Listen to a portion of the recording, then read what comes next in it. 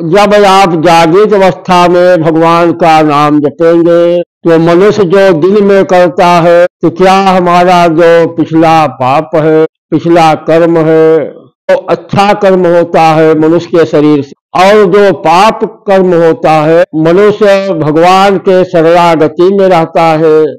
तो चाहे आप सीताराम का जप करिए या राम राम का जप करिए, सीताराम का जप है वह आपको यहाँ भी सुख मिलेगा, वहां भी सुख मिलेगा। और केवल राम राम राम राम कहने से वह मुक्ति का द्वार होता है, उससे केवल मुक्ति ही प्राप्त होती है। तो संत केवल राम राम का जप करते हैं तो वे आवागमन से मुक्ति दिलाता है। भगवान राम से बड़ा जो है उनका नाम होता है। राम राम कहने से, जैसे आप राम राम कह रहे हैं, सीताराम कह रहे हैं, जब मनुष्य जो है सीताराम का जप करता है तो उसका मन एकाग्र हो जाता है। धीरे धीरे करके वह मन एकाग्र होता है। करत करत अभ्यास के जड़मति होत सुजान। तो जो राम राम सीताराम कहा जाता है यह एक प्रकार से अभ्यास होता है कि हमारा अभ्यास जो है भगवान का नाम लेने का हो जाए। जब आप जागृत अवस्था में भगवान का नाम जपेंगे तो मनुष्य जो दिन में करता है वही उसको स्वप्न में आता है। आप दिन भर सीताराम का जप करेंगे तो आप जब सोएंगे तो भी आपका मन जो है भगवान का नाम जपता रहेगा। जो आपके हृदय में ब्रह्म है, जब आप सो जाते हैं और दिन में भगवान का नाम जपते हैं तो सोते समय वह ब्रह्म जो है भगवान का नाम खुद जपने लगता है। तो इस प्रकार से 24 घंटे आप भगवान का जप कर रहे हैं। इसलिए जितना भी ज्यादा हो जाए, हो सके तो अपना कार्य भी करते रहिए और सीताराम नाम का जप करते रहिए, क्योंकि राम से अधिक राम का नाम आप भगवान को कहाँ पाएंगे। इतनी बड़ी भक्ति नहीं है, ना तो इतना बड़ा पुण्य आपका है कि भगवान साक्षात दर्शन देंगे। तो भगवान से ज्यादा जो है उनके नाम का प्रभाव है। राम नाम का प्रभाव वो भगवान से भी ज्यादा है। इसलिए जब राम राम आप कहते रहेंगे तो एक न एक दिन भगवान अवश्य आपके सामने आएंगे।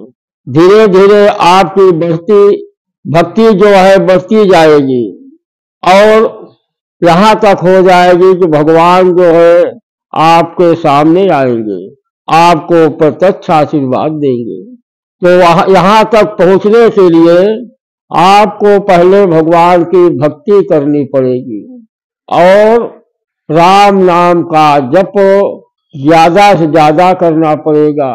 इस प्रकार आप जप करेंगे तभी जो है भगवान की भक्ति आपको प्राप्त होगी। और हनुमान जी की सेवा करिए, क्योंकि हनुमान जी कलयुग के प्रत्यक्ष देवता हैं। भगवान की भक्ति जो है हनुमान जी की सेवा से प्राप्त होती है। जब आप हनुमान जी की सेवा करेंगे, उनकी वंदना करेंगे तो भगवान की कृपा से आपको भगवान राम की भक्ति प्राप्त हो जाएगी। क्योंकि संगत का प्रभाव बहुत बड़ा होता है। आप जिस प्रकार के संगत करेंगे तो जिसके पास आप बैठेंगे वह जैसा है वैसा ही विचार आपको देगा और वैसा ही सलाह देगा। तो जब आप हनुमान जी की सेवा करेंगे, उनकी पूजा करेंगे तो हनुमान जी का कार्य है केवल भगवान का भजन करना। हनुमान जी केवल भगवान के नाम के लिए, उनके भजन के लिए और भगवान के कार्य करने के लिए अवतार लिए। तो जब आप हनुमान जी के शरण में जाएंगे, उनकी सेवा वंदना पूजा करेंगे तो हनुमान जी का कार्य है, आपका जो प्रेम है, भक्ति है, उसको उठाकर भगवान को समर्पित कर देंगे। आपके अंदर भगवान की भक्ति आ जाएगी। जब भगवान की भक्ति आ जाएगी तो धीरे धीरे सारा कार्य आपका सुलभ होता जाएगा। तो जो भक्त होते हैं वे भगवान के हृदय में वास करते हैं, तो उनकी रक्षा भगवान खुद किया करते हैं। भगवान जो है अपने भक्तों की रक्षा खुद करते हैं। जैसे एक माता जो है पिता अपने पुत्र की रक्षा करता है, छोटा सा बालक रहता है उसकी देखभाल करता है, उसी प्रकार से भगवान अपने भक्तों की रक्षा किया करते हैं। तो यह तब होगा जब आप हनुमान जी के भक्त बनेंगे और सच्चे भाव से बनेंगे, तो हनुमान जी आपकी भक्ति उठा करके भगवान को समर्पित कर देंगे और भगवान की कृपा आपके ऊपर प्राप्त हो जाएगी। जैसे प्रश्न उठता है कि हम भगवान का सेवा कर रहे हैं, पूजा कर रहे हैं, उनकी भक्ति कर रहे हैं, तो क्या हमारा जो पिछला पाप है, पिछला कर्म है, उसका क्षय होगा, वह नष्ट होगा या नहीं होगा, या हमको उसको भोगना पड़ेगा। जो अच्छा कर्म होता है मनुष्य के शरीर से उसका सुख बन जाता है, और जो पाप कर्म होता है उसका दुख बन जाता है। पाप और पुण्य दोनों शरीर से ही होते हैं, शरीर से ही धर्म होता है, शरीर से ही पाप होता है, तो शरीर ही दोनों को भोगती है। मनुष्य भगवान के शरणागति में रहता है, भगवान के पास रहने लगता है, तो उसका जो पिछला पुण्य है उसका सुख बना रहता है, और जो पाप रहता है उसका दुख बना रहता है। तो भगवान के शरण में रहने से दोनों को भोगना पड़ेगा। फर्क इतना है कि जो आपका पाप है, जैसे तलवार है, किसी को तलवार मारा जाए तो उसकी गर्दन कट जाएगी, इतना बड़ा पाप है।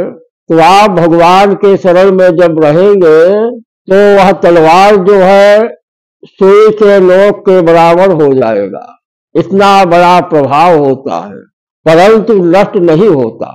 चाहे पाप हो चाहे पुण्य हो, दोनों को भोगना पड़ता है। तो भगवान के शरण में रहने से उसका प्रभाव बहुत हल्का हो जाता है। जहां पर मृत्यु दंड होता है कि आपका इतना बड़ा पाप हो गया है कि मृत्यु दंड देना चाहिए, वह थोड़े चोट में आपको निवारण कर देगा, थोड़ा सा चोट आएगा आपका कष्ट दूर हो जाएगा, इतना बड़ा प्रभाव हो जाता है। जितना भी हो जाए आप भगवान की शरण में रहिए, उनकी सेवा पूजा करिए, तो आपका कल्याण होगा। आप अपना कर्म करिए, दान करिए, धर्म करिए, पूजा करिए, निस्वार्थ भगवान की सेवा, निस्वार्थ पूजा करिए, उसमें किसी प्रकार का स्वार्थ न रहे, तभी भक्ति जो है आगे बढ़ती है। अगर स्वार्थ भक्ति में आ जाता है तो भक्ति कमजोर हो जाती है और एक न एक दिन वह पूर्ण रूप से बंद हो जाती है। इसलिए निस्वार्थ भगवान की सेवा, गुरु की सेवा, कोशी की सेवा आप करिए, निस्वार्थ करिए। जैसे आप हनुमान जी या शंकर जी किसी देवी देवता के दर्शन करने जाते हैं, पूजा करते हैं, तो भगवान तो कहते नहीं कि आप आइए, आप का मनुष्य योनि जन्म है, तो आपका धर्म होता है भगवान की सेवा पूजा करने के लिए, जिससे हमें अगले जन्म में पुनः मनुष्य का योनि प्राप्त हो। तो आप जो है निस्वार्थ सेवा करिए। जब किसी की सेवा करिए निस्वार्थ, अपना धर्म समझकर, इसमें हानि होगा या लाभ होगा इसकी चिंता मत करिए। हानि लाभ क्या है? होई है सोई जो राम रति राखा, कोकर तर्क बढ़ा वही शाखा। वही होता है जो भगवान की रचना होती है, इसमें अच्छा होगा खराब होगा इसके विषय में तर्क वितर्क क्यों कर रहे हैं? आप अपना कार्य करिए, जो होगा भगवान जो करेंगे वे अच्छा करेंगे। बिना भगवान की इशारा का संसार का पत्ता नहीं हिलता। तो भगवान जो करते हैं अच्छा ही करते हैं अपने भक्तों के लिए। भक्तों की इच्छा नहीं पूर्ति होती, इसलिए उनको तकलीफ होता है। मगर कार्य समय आने पर होगा। जब किसी कार्य का समय आएगा तभी ही होगा। जय श्री राम, जय श्री राम।